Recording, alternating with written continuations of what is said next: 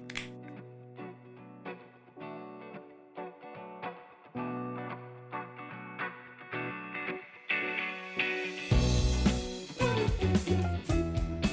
we are live. Welcome back to the Billy and Andrei Show. I am Billy, and I am joined as usual by my friend Andrei. It's the only show that'll make you say, oh look, it's Billy and Andrei. Why are they looking through the gay romance section of Amazon Prime? How are you doing, my friend? I'm really good, man. It's like... You're saying that with a slightly worried look on your face. Yeah, because every single time you get me into one of these completely blind, I'm like, what's going to happen? Well, you're not completely blind. I did... You gave me the name of a movie. Literally 30 seconds ago, yes. Yeah. And what did you find when you looked up the title of this movie? Just an intro with a guy looking at a grain of sand or a grain of some sort. Well, we'll get to that in a bit. How are you, my friend, anyway? Yeah, good, you know. We haven't hung out too much this week. I've been quite busy. You've been quite busy. Yeah, well, I've been in Snowdonia, in Wales. How was that? That was great. Actually, it's such an interesting place, because even though it's sort of the say United Kingdom, it gives you the impression you're in a completely different country. The same language is spoken, and also there's Welsh at the same time, which is actually, like, a lot of people say the language is not that nice, but I like the sound of it. It's actually a fun fact for any Tolkien nerds out there. Tolkien based one of the Elvish languages on Welsh because he liked the way it sounded. It sounds great. It spells like goddamn, but it sounds great. Have you seen how they spell everything and the amount of letters and consonants? What? You combine consonants and vowels there. Yeah, just a bunch of people just advising. It's my cons. No, but dude, like, it's great. It's the thing about Welsh names is, like, I learned this when we were doing Welsh history at school, because, like, the conquest of Wales was a thing we talked about, and one of their heroes is called Llywelyn. Like, that's how you pronounce his name. It's like, and that leads right, of course, to the inevitable Welsh joke. You need a pint of phlegm in your throat to just pronounce the place names over there.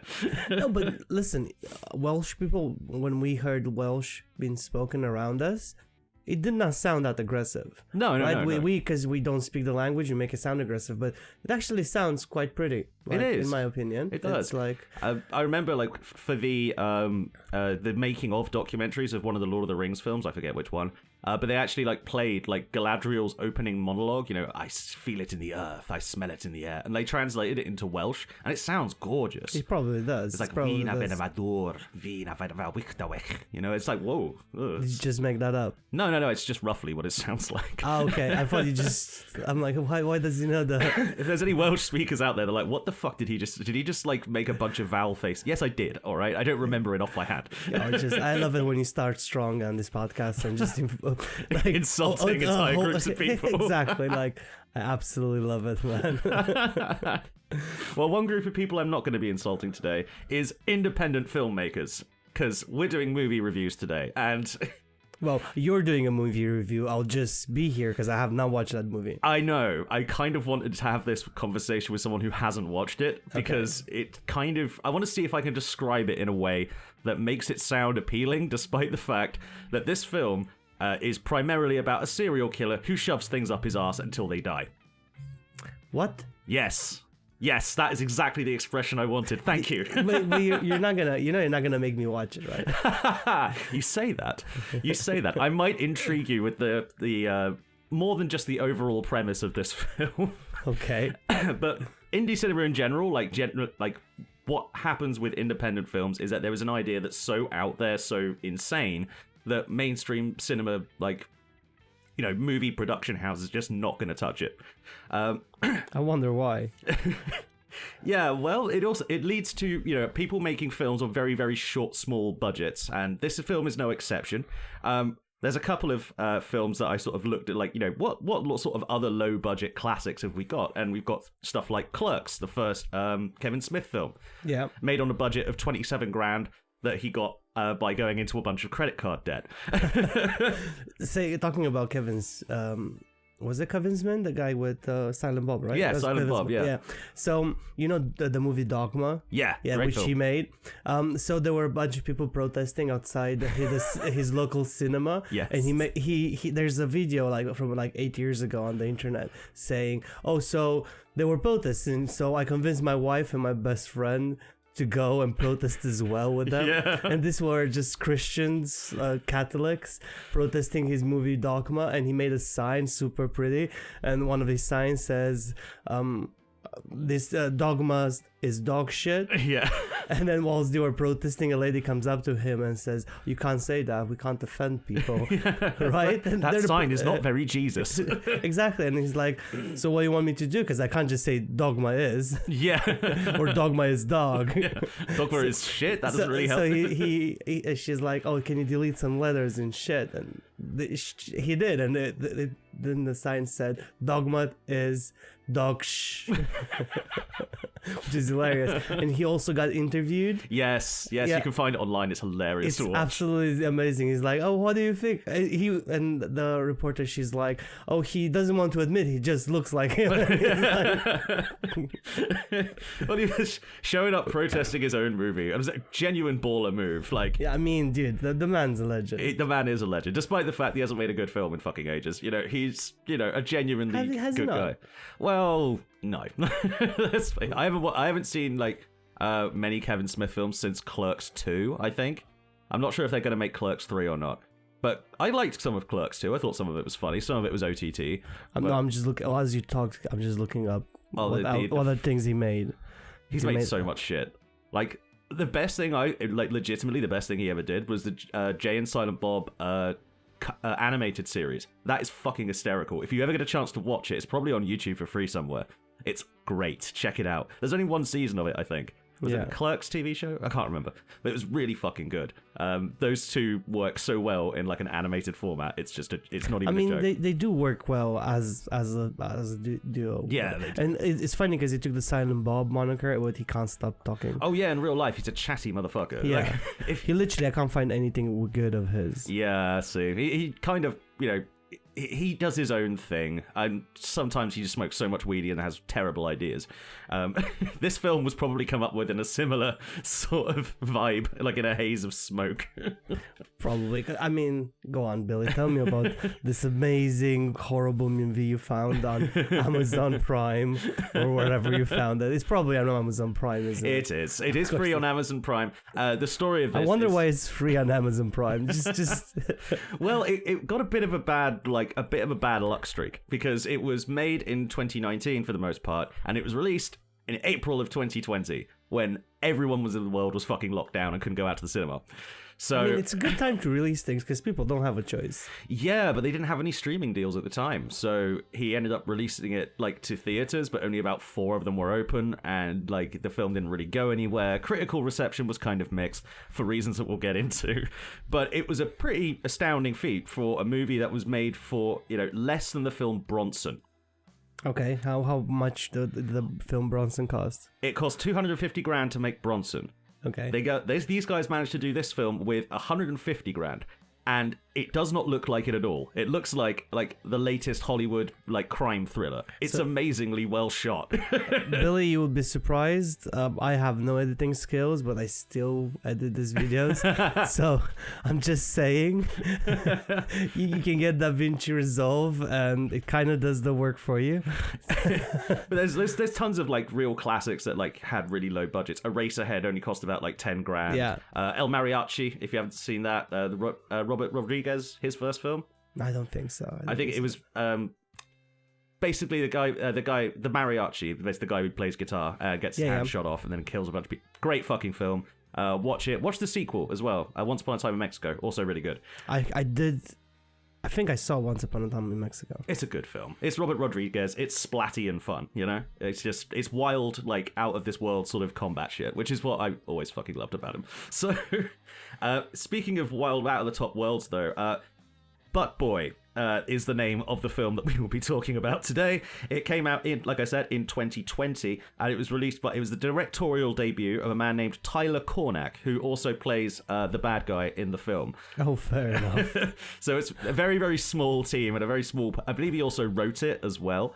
And I imagine the writing process for a film called Butt Boy about a serial killer who puts things up his ass probably started in a pub whilst drunk and talking about something they probably shouldn't have been. So all I got from what you just said is like, should we write the movie? If we were going to write a movie in the pub, like just going back and forth, this is probably what we would end up. Okay. So this is the film. By the way, spoilers coming because you're all gonna watch this movie afterwards. So. Oh yeah, there is going to be spoilers. I'm going to try and avoid most of them. I'm going to try and avoid like the big ones, like towards the end. Really, nobody's gonna watch this movie. Can you just? You would be surprised, my friend. So the thing is with this film is it's kind of hard to sum up, like, because it's marketed as like a horror sort of comedy, which it kind of is. It's like kind of horror, kind of thing is, it's almost impossible for it not to be a comedy because the premise is just so fucking stupid.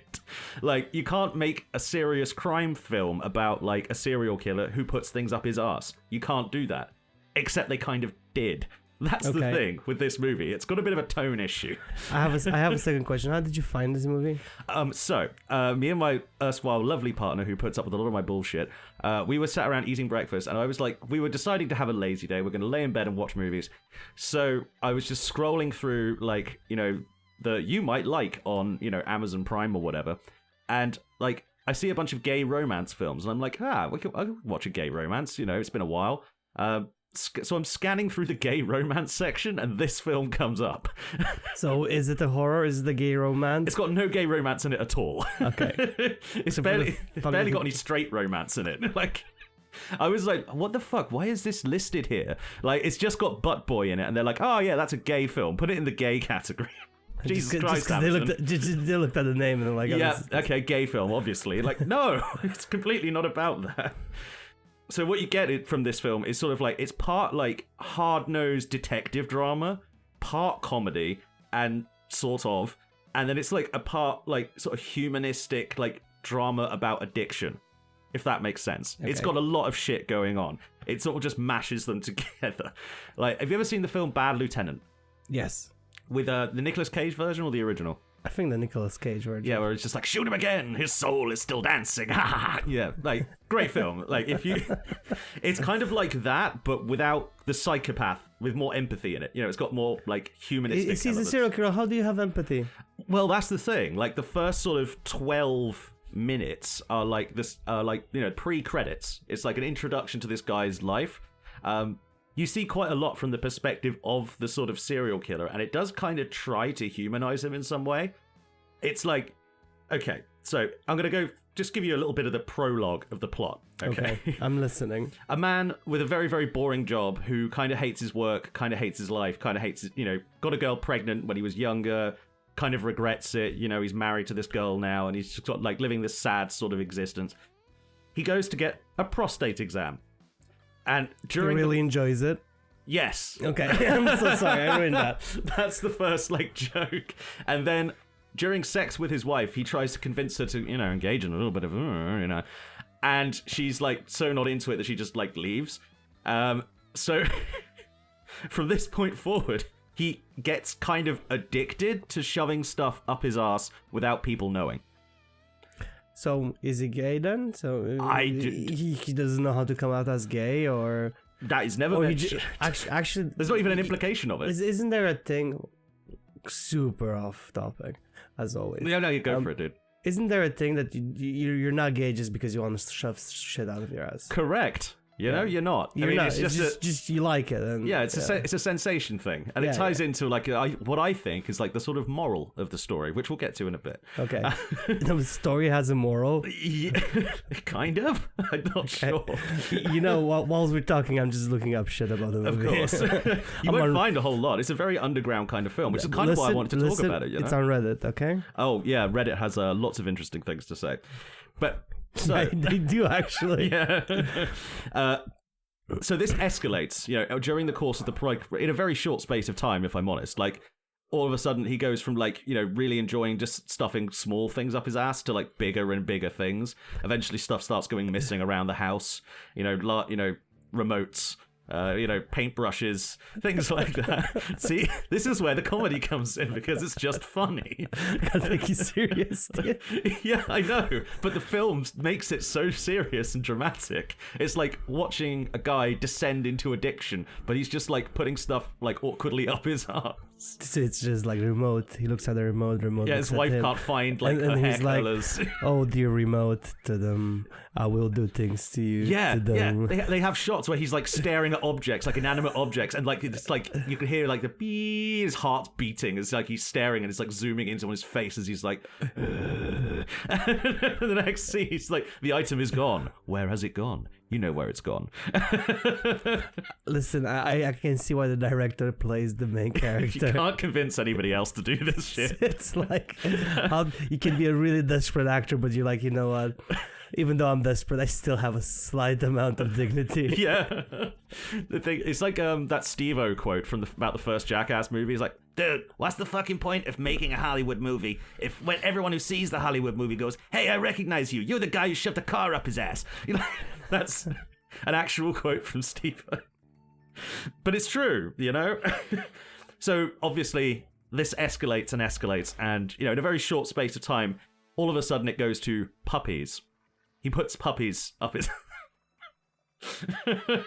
I'm not joking. You're looking at me like I'm joking. No. And then it escalates further. Now, what do you think is next? I hope not a cat. Oh, no. No cats were harmed in this film. That's fine then. Lots of dogs are. Wow. He what, did he go up with a chain being like, there's a Chihuahua first. And then a Great Dane. he ends up on a Great Dane of his bum. No, where he ends up with his babies. Oh. Yeah. It's like... That's horrible. Yeah, like the film spends like the first 12 minutes like humanizing this guy and his like sad sack life, and all he wants was some sort of like excitement, and then the dog thing happens, and you're like, okay, that's really fucked up. How bad is this gonna get? Wait, is it actual graphic and shows how dog goes? It doesn't. I'm trying to remember if it shows the dog. It doesn't show the baby. Well, I wonder why. I just wonder why.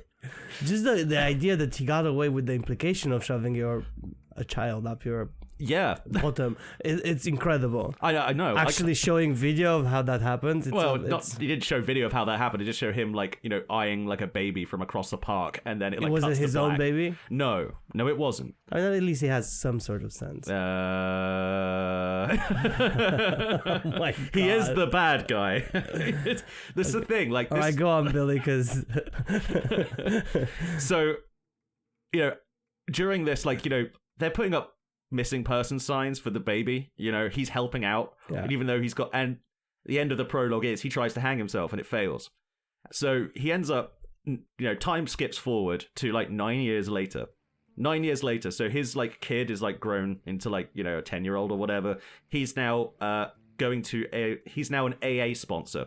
He's now going to Alcoholics Anonymous, pretending to have a drinking problem, when in fact the real problem is that he really wants to put stuff up his ass. Did they imply that he hasn't put anything up his ass for the last 9 years? They imply it, but there is later evidence to find that he's been relapsing occasionally during the first sort of 9 years. Oh my God. It's like, I want to have a little drink. He's like, I'll just have a little baby. The scene where he finally relapses and starts killing again begins with him like looking at like a chess piece for about like 20 minutes and like agonizing over the chess piece, and he's like walking back and forth. Is that 20 minutes our time or 20 minutes like his time? Like implied real time. It's like a montage of him just like looking at this thing with like different expressions and like okay, I thought that actually made you watch that for 20 minutes. No. Just him staring. Are you talking about that part? Yes. Okay. As you can see that like from the little screenshot you've got there, this is the thing with this film. The premise, like this, if you just read the plot, you go, "Oh, that's like a dumb stoner comedy. That's like a dumb comedy about a guy who puts things in his butt." Okay, and then you watch the film, and it's shot like some serial killer shit. It's shot really intensely. So there's this tone clash where you laugh at the absurdity of the thing, and it snaps you out of the dramatic tone, but then like the music and the cinematography just suck you right back in again. It's a really weird like roller coaster. Oh, I just saw an image of a. Okay, go on. Yeah, you shouldn't be looking up pictures of this while we're discussing it. It's probably bad for you. It's probably bad for my search history, that's for sure. Yeah, you're going to be getting gay porn ads for like weeks. No, because we're in a K. That's true. That stuff's banned. Oh yeah, it's banned now. Oh, thank God for that. Thank you, Sir Keir Starmer. Yeah. Can sound more sarcastic. I actually made a little like list of like the cinematography tricks they use, because all this stuff is like really high-end film school shit. Like it's done by someone who knows what they're doing. So you have like long, slow build-ups, like, you know, the detective, the other character in the film, is like creeping through like a dark alleyway, and there's like ominous music playing. The lights are really dim. Like all you got is like a flashlight, and like this sweating detective sort of like with his gun drawn, just like stalking through alleyways, looking for evidence. And like there's a big build-up of music as he like crouches down, and he picks up from the ground a single arse hair. And the camera does the thing where it focuses on that, and like his face goes blurry in the background. And it's like, it's perfectly shot. It's amazingly shot. It looks amazing. And how do you know it's an ass hair? No, my question. Because there's a little piece of shit. Oh. These like he's dramatically examining this dingleberry for about like a minute, like, damn, that son of a bitch got away from me again. Like it's so serious, but the plot is so stupid that you're like, I don't know how to feel about this. Am I losing my mind? Is this a drug trip? Am I like dead? You know, is this heaven? I have no idea what this is. Did you actually make your partner sit through this? My partner recommended it. My partner had seen it before. I did not know they had seen it before. But they said it was very funny watching it with someone who'd never seen it before, because she was like, I know he's gonna pick an ass hair right now. Yeah. I was like, oh, there's gonna be this dramatic thing. And like, bless my partner, they did not spoil a single thing for me. They wanted me to experience this, you know, forgive my language, raw. And from all the things you said today, you think that would have been like offending people saying raw? Well, it just offended your comedy sensibilities, so yeah. Another like super ridiculous shot. Like every single time that there's like either the detective, who is a recovering alcoholic, looks at like a glass, or the man, your serial killer, looks at like a household object. Like I said, they do the tension shots, and they do it like back and forth, and like it sort of, and like, you know, they do the fast paced like Darren Aronofsky editing where it goes back and forth, back and forth, back and forth, cuts to a different scene. You know, they do that kind of stuff all the time. They got blended transition shots, like, you know, where it like zooms out from like a window of a house and then turns slowly to, you know, the police car approaching, that kind of thing. Yeah, that's cool. That's cool stuff, actually. Yeah, it's just really good, like blended transition shots. Well, one thing about he's probably a really good director. He proves that he's a good director. Yeah, with a really dumb premise. Maybe this is his dissertation. He's like, listen, I have to show people I can do all the proper shots so I can get a proper job. That's the thing. The director of photography is a guy called Brad Torres, I think his name is. Fucking great job, wherever you are, my dude. Like, seriously, you're getting work in Hollywood, man. Hopefully enough for Bud Boy 2. I don't know how you would do a sequel to this. They also have one of my favorite like movie tropes of all time, the alcoholic 70s montage, like the montage of self-destruction where like the alcoholic finally takes the drink and then just goes on like a hazy sort of rampage. That kind of shit happens a lot. But with things put up the butt. Where he's trying to track down the literal arse bandit. Yes. The sound design, I've got to mention the sound design because those guys deserve a shout out as well. Like, the soundtrack for this could come from like a Chemical Brothers album. It's like really like moody synths, and it works so well, and it accentuates the mood of each scene perfectly. And you know, it's kind of got like the color palette and the look of like a 70s kind of grindhouse film, just with a high budget. Okay. But the thing is, this doesn't have a high budget.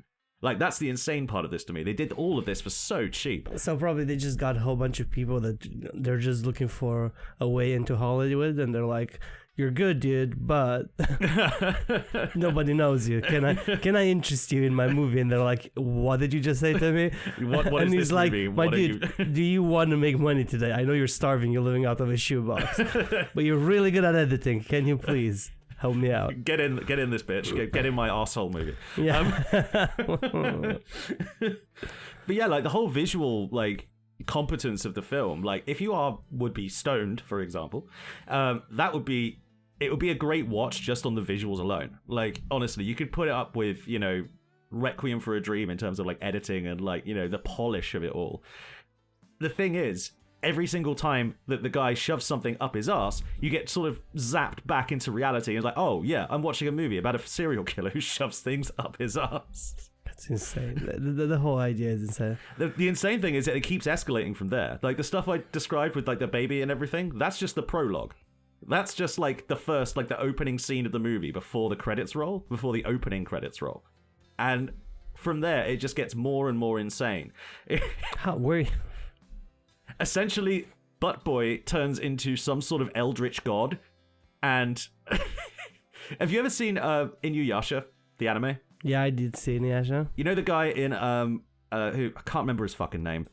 It's Inuyasha. It's boring, but yeah, it was really boring. It's a really boring anime, guys. Don't. I know people liked it back in the day, but Inuyasha is garbage. I'm sorry, it's garbage meant for. Well, it wasn't garbage, but it was boring and slow, and it just didn't get where we needed to go. But. Yeah, and like the whole her telling him to sit thing, like, is a weird fetishization of like abuse. It's an anime, dude. Stop looking into it. It's meant to be like that. It's meant to be for those kids locked up in their bedrooms reading mangas, dude. It's fine. I always thought Inuyasha was meant for chicks. Like, I meant it was. No, because people have fetishes. Billy, come on. Yeah, I know. Look at the movie we're talking about.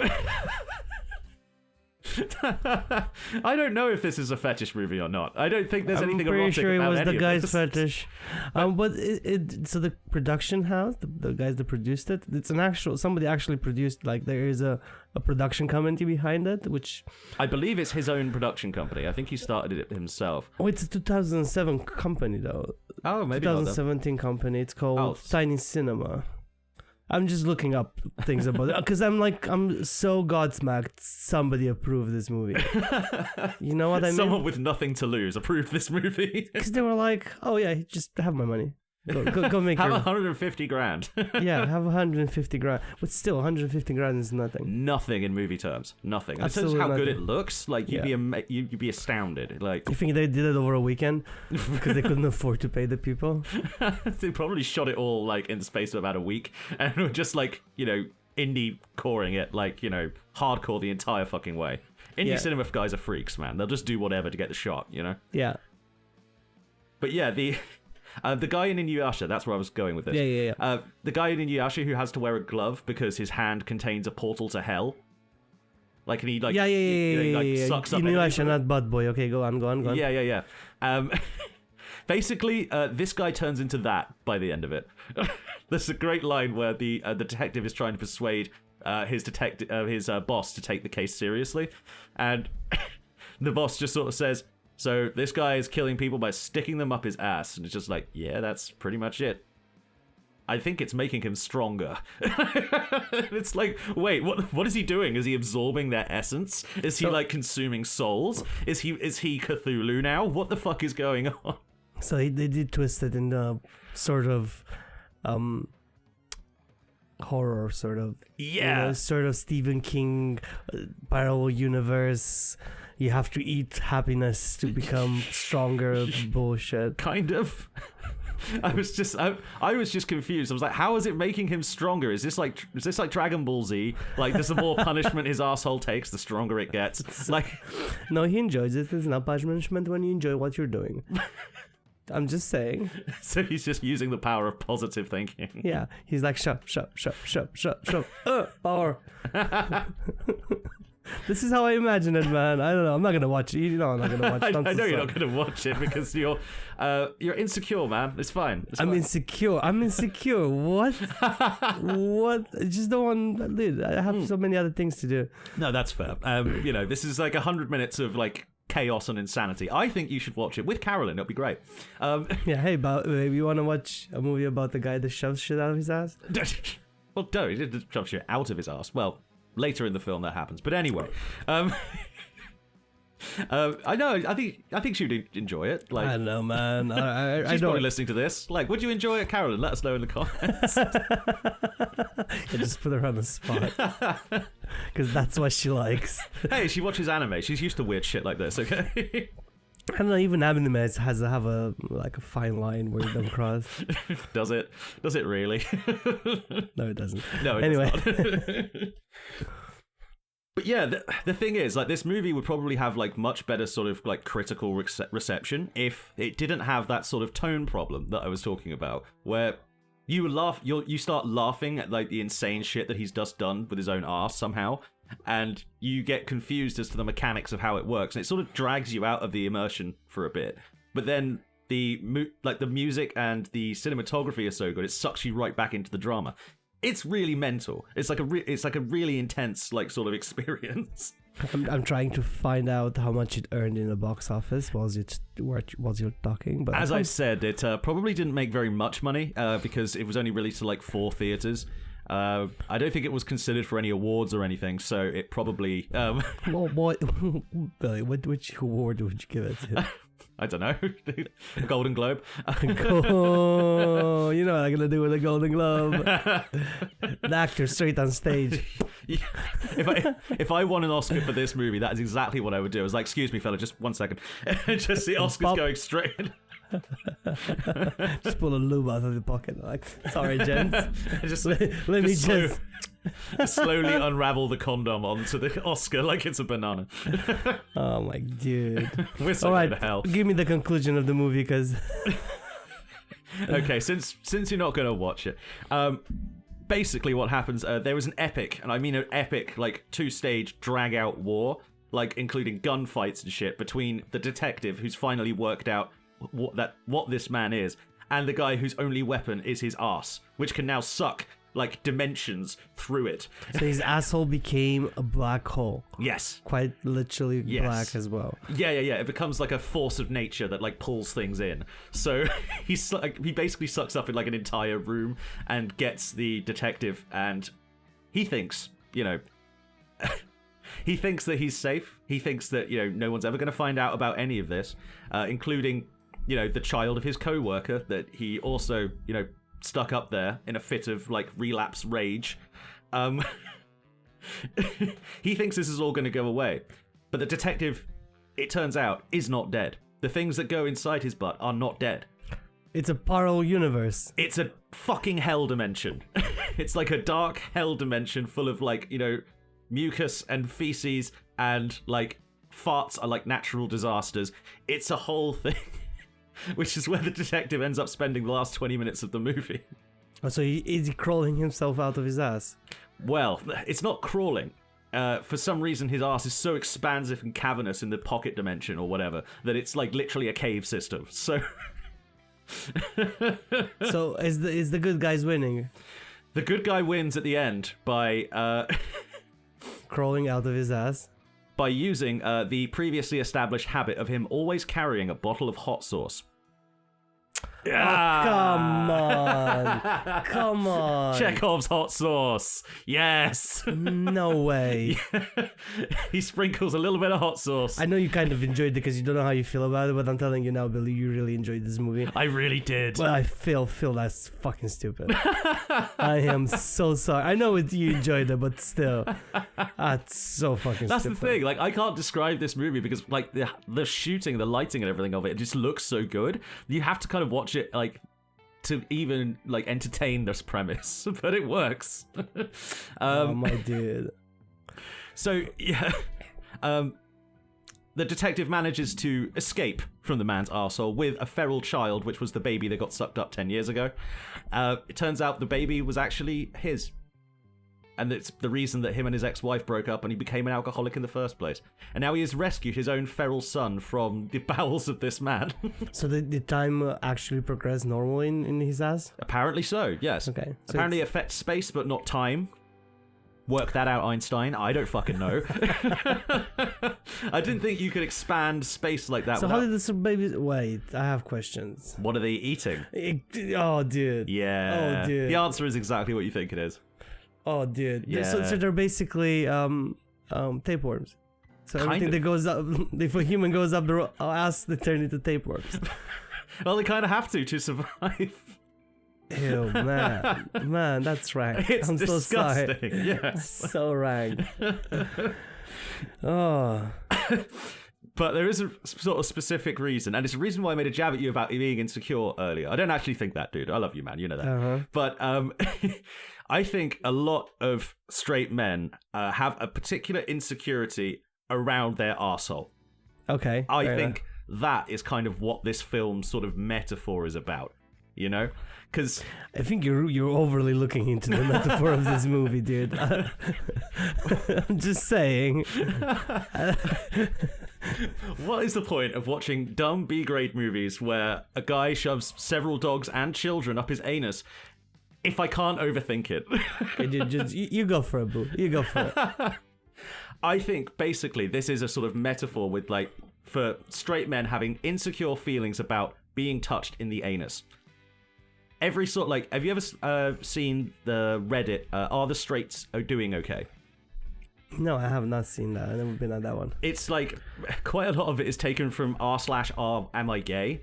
Like, people asking questions like, oh, well, like, I, like, cleaned my asshole with a shower this morning and, like, it, like, hit a spot and it felt really good. Am I gay now? Like, there's so many of those, dude. It goes on for fucking ever. There's so many straight men out there who are so, like, allergic to the idea that they might be gay, even if that some of them don't even wipe their ass.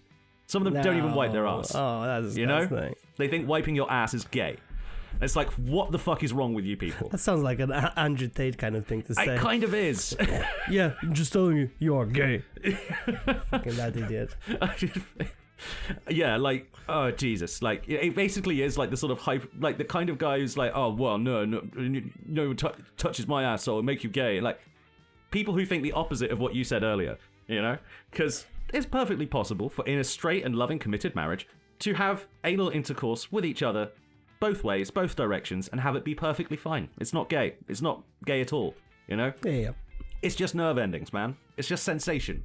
It doesn't mean anything, you know? Yeah, but that will make you gay. I'm joking. I'm sorry. I just had to put that one. It was a perfect moment to say that. I think that this film is sort of like making fun of those guys who think that as soon as they touch their arsehole, and if they like it, they're going to be gay forever. I think this is like that. This is like, dude, what if like you touched your arsehole and you liked it so much you got like addicted to it? Oh, what if you got so addicted that you end up stuffing everything up your asshole? Oh, you reckon he was fucking high and drunk and yes. he's like... Yes, that's exactly what he was. This movie could only exist because two drunk guys sat around and said, hey, wouldn't it be funny if we did this? That is the only reason this film could ever exist. They convinced somebody to actually give them money. Yes. And equipment. Yes. And he got like a team together, a crack team of like really good sound designers. How serious do you think everybody was taking it on set? I have no fucking idea. It looks like they were having the time of their lives, if I'm honest. If I was like working on this film, they were going balls to the wall on everything. Like every shot is like cinematic. And you imagine somebody going like, stop filming. I know how we can make it worse. Yeah, literally. I just got an idea. How about you do that? And then the guy's like, you know what? That's pretty good. Yeah. Pass me the dog. Pass me the Yorkshire Terrier. This one's split. But yeah, basically this is like, okay, so what if you actually did get immediately turned gay by a rectal exam and then all of a sudden it ruins your life? Because that's basically what happens to this dude. Do you think there was a button in his ass when he pushed his prostate was an actual button and it activated the parallel universe, which was a cavern up his ass? Yes, I think that's kind of what happened. It's like, oh my god, anyone touches my arsehole, it'll be like a cataclysmic horror. Yeah. And it becomes a cataclysmic horror with like fucking Lovecraftian shit going on. That's why I fucking love this movie, man. It just keeps getting like more and more insane as it goes, and like you think, they're not going to do that. Oh, well, they just did. Oh, okay. I can see why they would do that. So looking at some sort of reviews, I don't know why you can review a movie on Google for some reason. It's 5 out of 5. I am not surprised. And then IMDb, it's 5 out of 10. And then, funny enough, Rotten Tomatoes, 71%. Is that the user review score or the... Let's have a look. Because there's a big difference between the user reviews and the critic reviews. Wow. Sometimes. So, user review 70, tomato meter 71. So that's pretty even. Usually they're totally different on Rotten Tomatoes. Yeah. But it's like some people enjoyed it, apparently. There were some people that enjoyed it for some fucking reason. I have here like a few choice quotes from the people who did review this movie. It's mystery thriller comedy. Mystery thriller comedy, psychological horror. It's all sorts of stuff. No, I'm just saying what the internet says, man. Yeah, let's have a look at some. Writing for the New York Times, Jeanette Katsoulis, I don't know how to say that, described the film as hilariously bawdy and an act of vivacious vulgarity. She notes that despite its absurdity, the movie refuses to be dismissed as a juvenile provocation and delves into the themes of addiction, grief, and loneliness. I think that's giving it a bit too much credit. I think they just really wanted to humanize the serial killer who kills babies by stuffing them up his ass and sort of show his struggle in terms of like, even if you are like a person struggling with addiction, if you make that anybody else's problem, you're still a piece of shit. In this case, literally.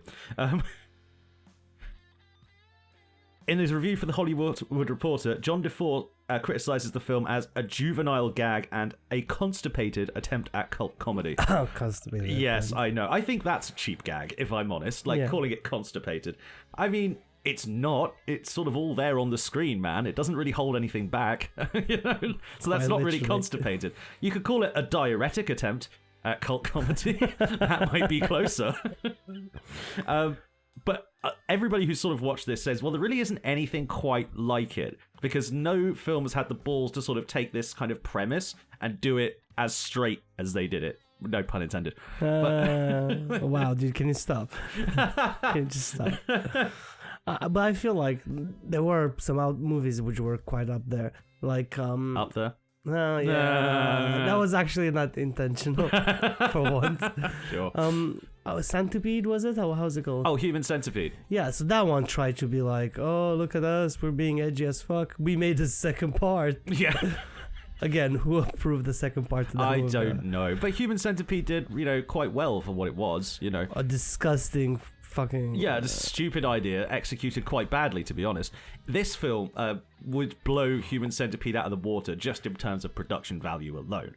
Like, oh, yeah, I mean, yeah, because Human Centipede was made poorly, and I think they had the much bigger budget. They did. Because you have to pay a lot more money, pay people a lot more money to do the shit they did on that. Yeah, exactly. Quite literally. And also, like, what I've come to understand about, like, the costs of making films, like, everyone says, oh, movies cost, like, 50 million, blah, blah, blah. So much of that is marketing, man. So much of that is paying the marketing people. Yeah. Like, this film got no marketing whatsoever. It came out in a pandemic year when everyone was fucking distracted, and, nobody saw it.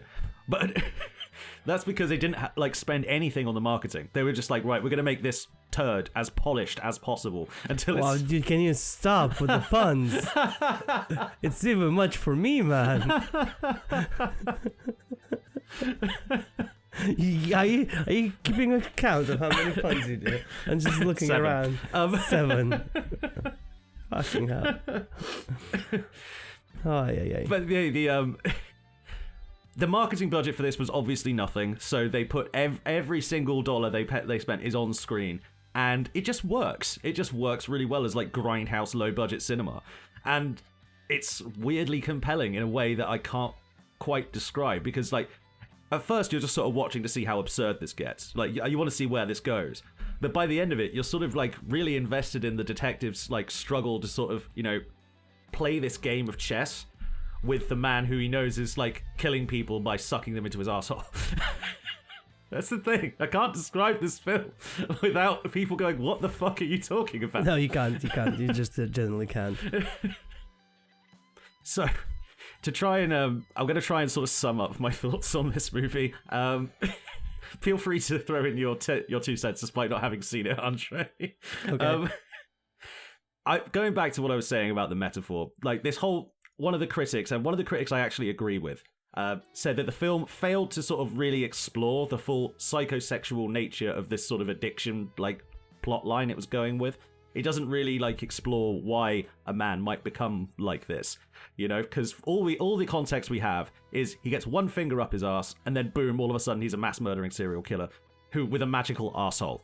Well, I don't think they 100% planned it to be sort of, oh, this is a full analysis of what would happen if you sort of had these feelings in you. I think it was more on the idea is you can start a conversation after watching the movie. Yeah. Right? It wasn't that we're not here to hold a conversation. You can talk amongst each other because, you know, we already did something really crazy. Now it's your time to talk about this if you want to expand exactly. On the whole thing, you know. Yeah, if they went that way, you know, it's like. But I read it like pretty much immediately as like this is like straight guys exploring the sort of like why am I so afraid of my own asshole kind of thing. Yeah. This is like a sort of, you know, a commentary on that. I'm not entirely sure what it's supposed to say. I think it's probably supposed to say like, you know, don't get addicted to stuff, but it also sort of seems like, hey, if that guy's wife had just played with his arsehole at the beginning of the movie, none of this would have happened. Like, or he would have sucked her up instantly. Yeah, or he would have become like Arse Jesus with like or with, you know, space powers or whatever. But maybe it would be an entirely different movie. Maybe he like, you know, that spot turns him into Superman. You know, ass sucking Superman. Literally.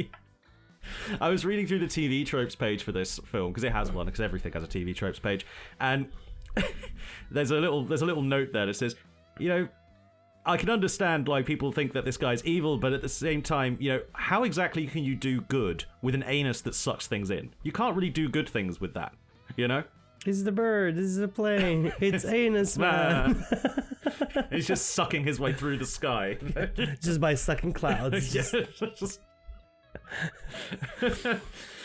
Anyway, I wanted to finish off with a final critic. You're familiar with the filmmaker John Waters? Yes. Legendary gay director, you know, also a magic film critic, also wistful sort of fairy man who wears very, very nice suits.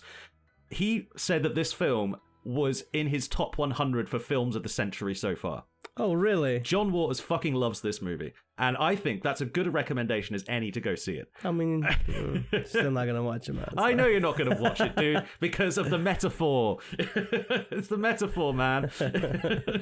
Straight guy worried about arseholes making him gay. Oh, you're just trying not to make me uncomfortable. I love that. So you're leaning into it. You're like, you know what?